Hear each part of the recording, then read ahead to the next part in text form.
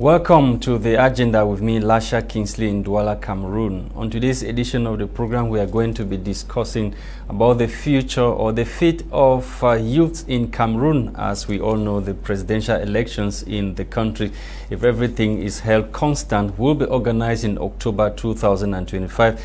And many political parties as well as young politicians are already bracing up to face that challenge come 2025 in the country. On tonight's edition of the program, we are joined by a young politician in the country in the name of Fabrice Lena. Fabrice Lena is a name that most of you know already when it comes to politics in Cameroon. He will be joining us on tonight's edition of the country or of the program to tell us how he has been preparing ahead of the 2025 presidential elections in Cameroon.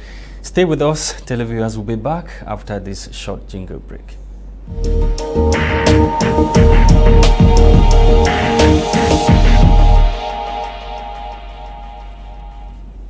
Fabrice Lena, welcome to the agenda. Thank you very much, Mr. Lasha Kingsley. I'm grateful to be the guest for your program. I'm happy to share my views and my insights with Cameroonians. I want to take out this moment to say greetings to all the militants of the Popular Action Party, to all those fighting for change in Cameroon, especially to those in the diaspora who are also yearning to come back home after a change of regime. I'm always honored to be a guest in your program. Thank you so much, Fabrice Lena, for coming on tonight's edition of the program. Like I did mention in my introduction, we are going to be focusing on the 2025 presidential elections in Cameroon. Just to find out from you how your political party, the Popular Action Party, has been preparing ahead of these very crucial moments in the life of the nation, Cameroon.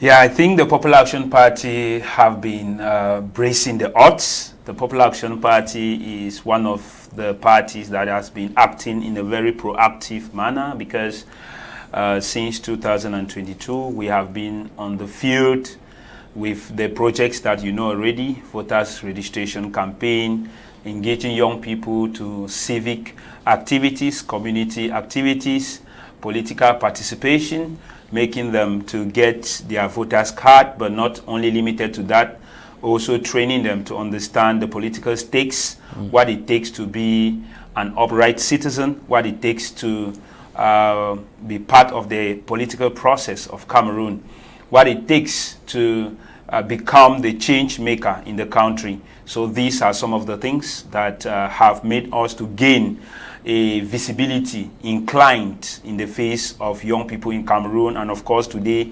everyone will be talking about the Popular Action Party and everyone will be talking about the wish that we present ourselves in the upcoming elections in 2025.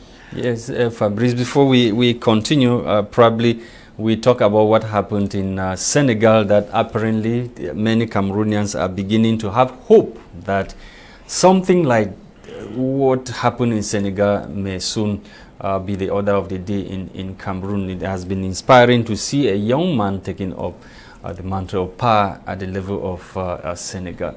What are you doing in that light for us to probably join, opposition in the country seems to be divided. The young people, they are not together to see that their dreams or what happened in Senegal should happen same in Cameroon. Yeah, I think young people in Cameroon are trying their best to come together. Already there is a lot of conversation among young people. Myself, I'm an example. I have a lot of conversation with fellow young people from other political parties and of course opposition political parties, young people aspiring to present themselves as candidates. We are looking at the possibilities of mutualizing forces, the possibilities of coming together as a team. But of course, the incident, the events in Senegal have had a serious message to Cameroon, just like when any other positive political event takes place in Africa, people will point to Cameroon and like, say, oh, they are passing a message to you, Cameroonians. This is another country that have been able to elect a new, young, vibrant leader. You know, our case have seemed to be the only unchangeable case. However, 2025, it's that turning point where we strongly think that something is going to happen, and this thing doesn't happen out of the blues. It is preparation towards it that makes it to happen. Yes. And this is why I am in that position, engaging young people, calling on young people to be engaged, so that we could find a team of young people that could be able to brace the odds in Cameroon and stand to face the challenge. I insist on the aspect of team, because we should not always look at the individual, because there is no individual in politics that makes it all alone. It is always a team. Even if the individual is the face of the people, there is a background team that is working, that is always there to make sure that that person is the face of such an organization. And that is why we have to learn to work as a team in Cameroon. Yes, you cited, we are talking about the example of Senegal, and then many political watchers have argued that Senegal is mature than Cameroon. If you look at the person that finally became president in Senegal, he was not even more popular than the person that went to prison, that who is today the prime minister of that country. What do you have to say to Cameroonians who are watching? What lessons should they draw from the example of Senegal? Somebody sacrificing, you know, his popularity for another person for the sake of the nation. Exactly. I think it's a great lesson for us Cameroonians. The example of Senegal could be explained in the spirit of fraternity and solidarity. Yes. This is very common in pro-Muslim countries, where, of course, in their way of living, they share the coffee together, they share the food in the same plate, and then everybody wash their hand and then dish to eat. So this is a culture. So they have this culture of sharing things and believing that what my brother owns, it's what I own, and what belongs to the other person, it also belongs to me, you know. So this kind of thought pattern have guided the movement of Sonko and Faye that have led to Sonko sacrificing the position that he was, of course, supposed to hold to Faye, and also because of circumstance, because the circumstances provided that he could not stand, and then they had to think like a team to say, if I can't, then this person have the probability, let me sacrifice to the person. This is to tell us Cameroonians that it's not always about the political position. It's not always about the person to be in front. It's about the team, and it's about the goal, and it's about strategy, because there is the face, there is the organization, and then there is the people. And you have to make sure your strategy strikes a balance between these three aspects. You need to look at what the people want, the aspiration of the people. At the same time, you need to look at the possibility of the success of what you want to put out there for the people. And you have to also ask yourself, what is the achievement that our organization will achieve? What is the achievement that the country will achieve if this decision is taken in favor of the circumstance that provide itself on the table? What we commonly see in Cameroon is a situation where in most political parties, the leaders are natural candidates, and in most political parties, there is no challenge of the status quo, which have been the example of the party in power and descending to so many other political parties.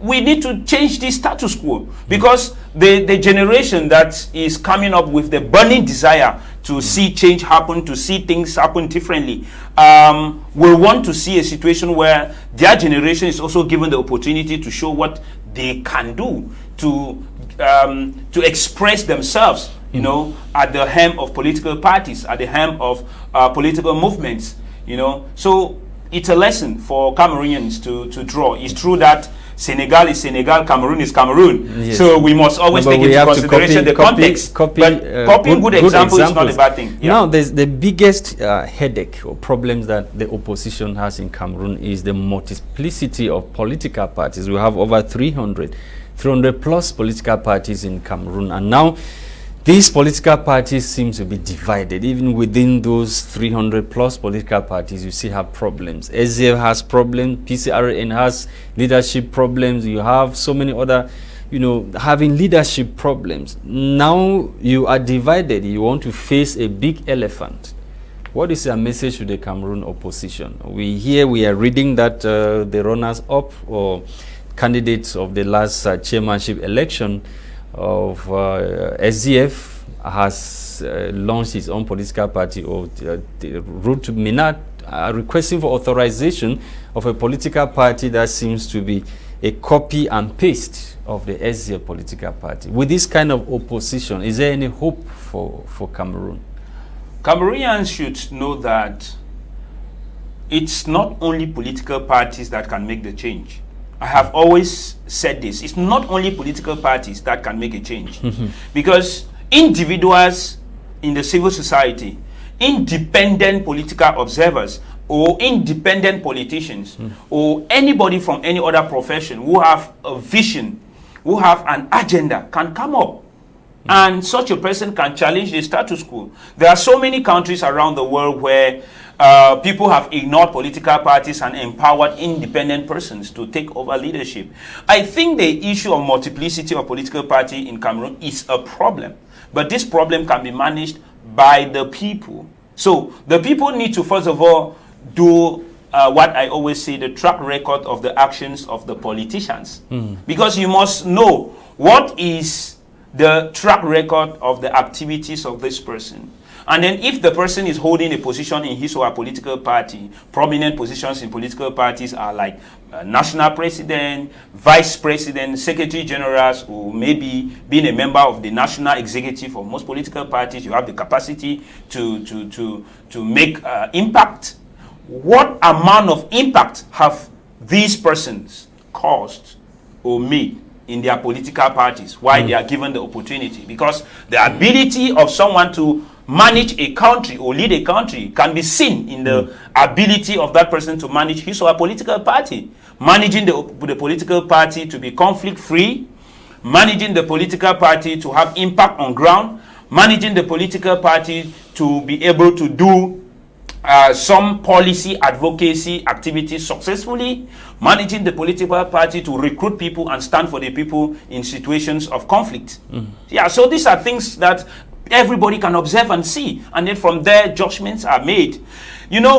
The narrative should not always be to question whether oppositions are coming together or not, or whether the multiplicity of political party is a problem to Cameroon. Because some of these political parties, without interruption, Fabrice, when elections approach, what they do is they throw their weight behind the ruling CPDM. That is the strategy of the political and then party in power. The population that was hoping on them become disappointed. So how do you sort this kind of equation? That's why I'm saying that we have a serious problem to deal with.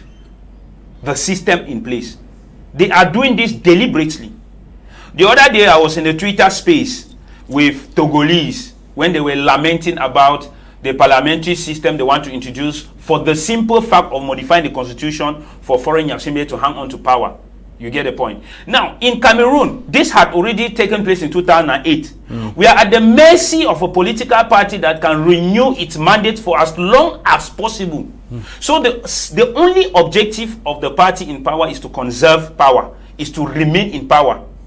So we Cameroonian people, let's put aside political caps. Cameroonian people are the people to rise up and redefine what they call citizen-state relationship, to redefine the social contract. I will always say that there are countries, Burkina Faso is an example. Blaise Compaoré was not driven through the ballot box. It was on the street, But in Cameroon, it seems impossible because everyone looks up to the political leaders. Politics by its nature, especially partisan politics, it's divisive. Because people are working on ideological lines, they are working on agenda lines. So the mutualization of forces is not always easy. You have to deal with power tussle, and ethnicity too, the ethnic groups. You have to deal with complexities of the political terrain. You have to deal with the machinations of the state to divide political parties. Divide and rule has always been their way. You have to deal with all these issues. It is not easy. I believe that civil society, syndicates, Cameroon as a people, have the ability to come to force politicians and political parties to succumb to a strategy and a method of change than political parties themselves being able to do this. Because if a politician is supposed to be voted to office, that politician must convince at least, assuming we are having 7.7 million registered voters according to Elecam, and 4 million of these voters already have their card, you need to have at least 2.5 million of those voters in order to enter in an office. Taking the circumstances at hand, maybe everything being equal, the situation of registration and number of people can increase, but looking at what is at hand, this means that for that politician to succeed, you need to start strategizing. How do I take the vote intensive zones of Cameroon? We are talking about the extreme north. We are talking about, because extreme north region alone have 29 parliamentary seats. So you can imagine the number of voters there. And we have the central region with 10 divisions and 30 parliamentary seats. We have Douala, due to rural exodus and population concentration, having voters population that have increased recently. We have towns like Boya, Limbe, Bamenda that people have concentrated there because of the circumstance. How are you going to convince people in this area? This is the preoccupation. And when you look at the multiplicity of political parties, you discover that all of these strategic zones have at least 5 to 10 political parties operating there. Which means that for somebody to succeed, you need to have the support of at least 2 or 3 political parties operating there. Now, how do you know the heart of people, whether they are going to sell the vote to the system or not? This becomes difficult. A difficult question. It becomes very difficult where politicians are going to be on the drawing board and struggling to. Let's go back to what you suggested as the way forward, the solution. Apparently, you said the opposition has failed and is failing Cameroonians. And you talked about independent candidate. Now in Cameroon, for you to be able to get that mandate of the independent candidate, you need the signatures of traditional rulers, first class traditional rulers and regional councillors. How do you convince most of these councillors who are CPDM, these traditional rulers, most of whom are CPDM? How do you get that signature, Fabrice Lena, to become an independent candidate? I have discussed with a couple of people who have asked me they want to run as independent candidates, and then I say, hey, then you have to start convincing councillors and first-class chiefs. But all these first-class chiefs and councillors have more chance of securing their source of income with the system in place than any other candidate. So you have to be very, very wealthy. Now patriotism comes in. Now, it's not even the issue of patriotism. It is on the transaction. On the part of the traditional rulers and the councillors. No, in Cameroon now, Mr. Lashak, it's not patriotism comes in when you have to, when it has to do with challenging state institutions, and then they start bringing you the aspect of patriotism. But when it comes to supporting a genuine cause for the purpose of transformation, it's very difficult. It's really very difficult because you have to do transaction, whether you like it or not, in order to get these people in. You have to do transaction. Transaction is a very bad form of. So how do you ensure a very bad form of leadership. Confidentiality in these transactions we are talking about? It is how supposed do to you be, know the heart of people that know is, if I'm doing this, these people will be with me throughout the process? What I told a couple of people that have confided in me is that if you go to these guys, then you have to put your agenda on the table. If your agenda convinces them, then you have to negotiate with them. If they accept, it is an instant something to do. So these people are going to write or fill the form and then go and legalize this form. You can be there and follow up this process. And then when they legalize, they give it to you. It is a form that each person does. So if the person is going to give it to you, then it means that you have to be there to follow up. The confidentiality there is that you people have done something. And it's not even confidential because the Constitutional Council is going to have all these documents. And they will know that this first-class chief or this councillor have supported this independent candidate. So it is a tough battle. It is a tough battle. But it is not impossible. I always say that. That's why I talked about patriotism. At a given moment in the life of a nation, you need patriots to be able to change the situation of that country. Like what happened in Senegal, if the Constitutional Council of Senegal, if the judges who ruled in favor of the people, the Senegalese people, if they did not take up their responsibility to be patriotic, what happened in Senegal wouldn't have happened. This is true. That's why the opposition and stakeholders in Cameroon need to write a warning, a memorandum, to Elecam and Constitutional Council. 2025 elections are really decisive.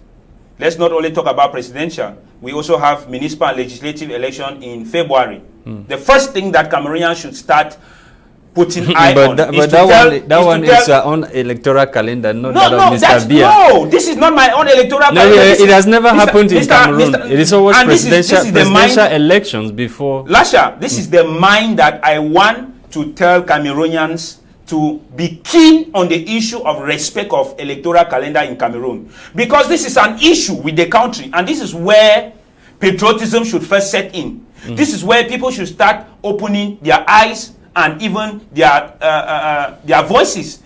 Do you know that the first element to Senegal's success was on the issue of respect of electoral calendar?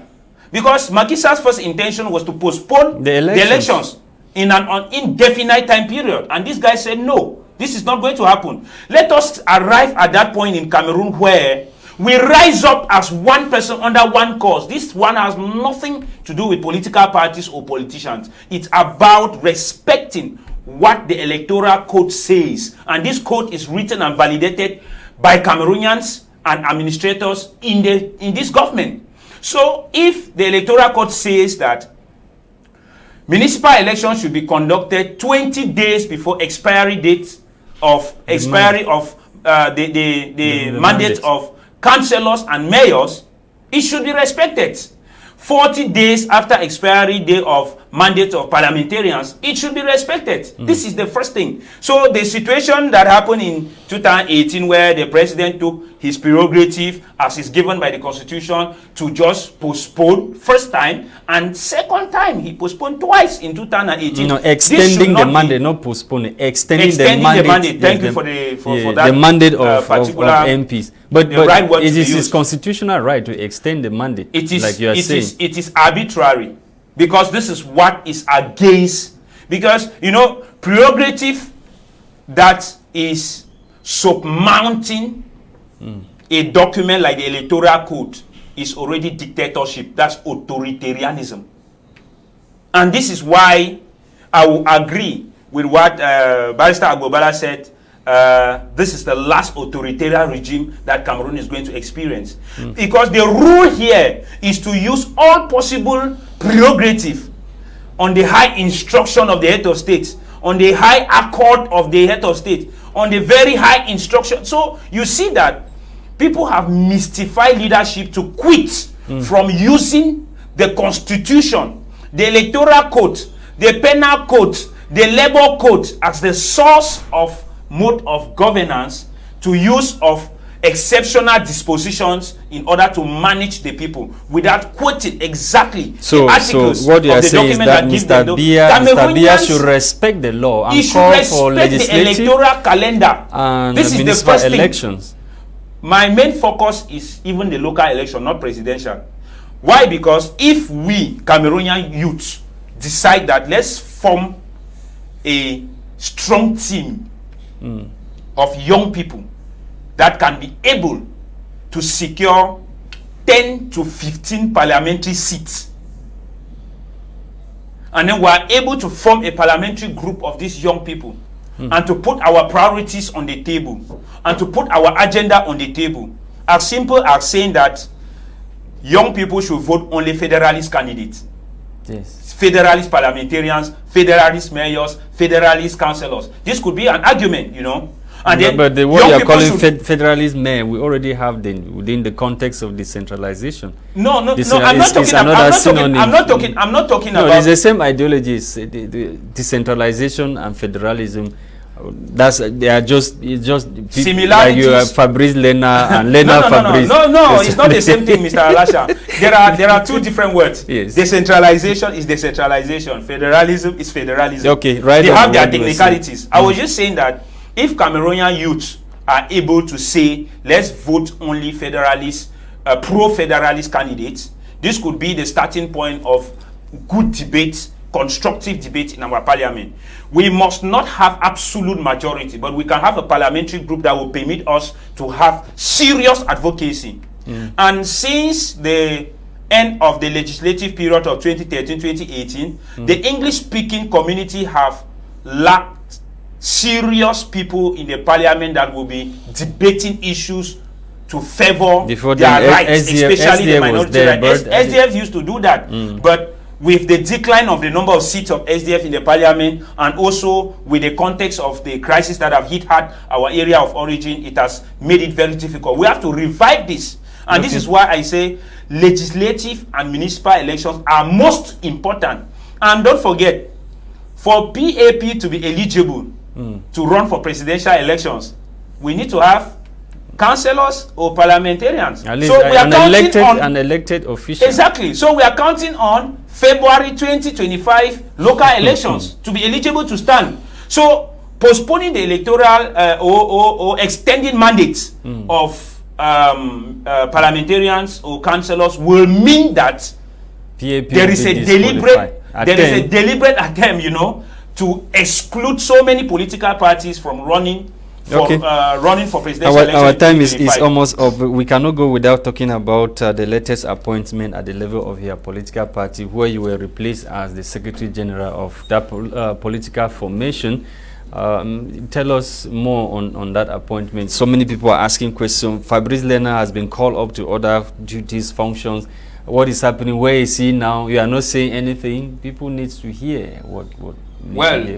As of now, I have said, and I'm repeating myself again, the purpose of my replacement is because I have declared my intentions to run as a candidate for the national president of the Popular Action Party in view of our convention coming up in the month of June 2024.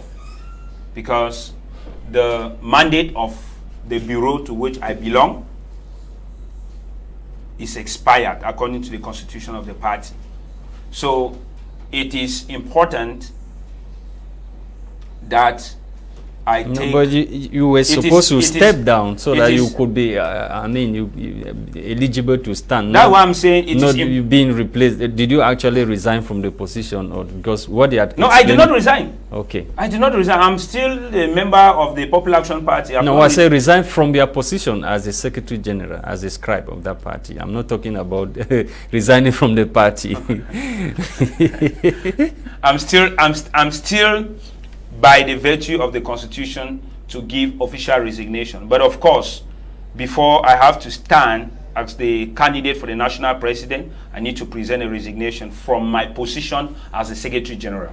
Okay. Yeah, this is important. But it is a process, because this process is done in accordance with the National Council, the Council of the Wise, and then also it is a procedure because a commission needs to be formed to oversee all this. However, you know, every political party have its own internal challenges, and that is why I say there is no need for the public to panic until after June. Thank you. Because during June, this is when we will know that PAP is practicing internal democracy or not. Yes. So let everybody be calm and wait for the PAP convention. And you are invited to the PAP convention so that you can observe and tell the world the truth. In 1 minute, you've been appointed recently as coordinator in charge of Cameroon for Africa Youth Congress 2024. Tell us more about that in 1 minute. Yeah, Africa Youth Congress is a Pan-African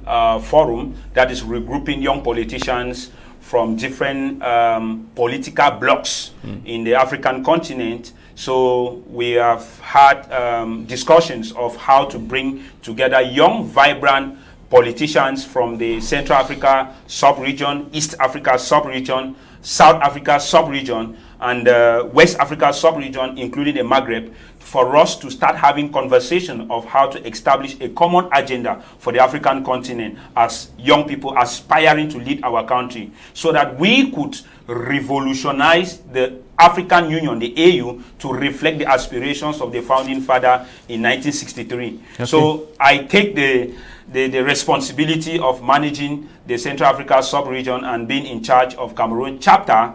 It's a great challenge, and I'm looking up to meet up to the responsibilities of this great union, and greeting all my comrades from the different parts of the continent that we will be holding our first convention of this forum in Kampala in the month of September. Thank you so much. Exactly. Fabrice Lena, you're a young politician, a presidential aspirant, so 2025 presidential aspirant in Cameroon. Thank you so much for accepting to be part of this edition of the program. Thank you so much, Mr. Lasha Kingsley. I'm always grateful to be your guest, and I'm looking forward for more exchanges that will enrich our country and have impact in the life of our country. Looking forward to change Cameroon. Ubuntu Africa.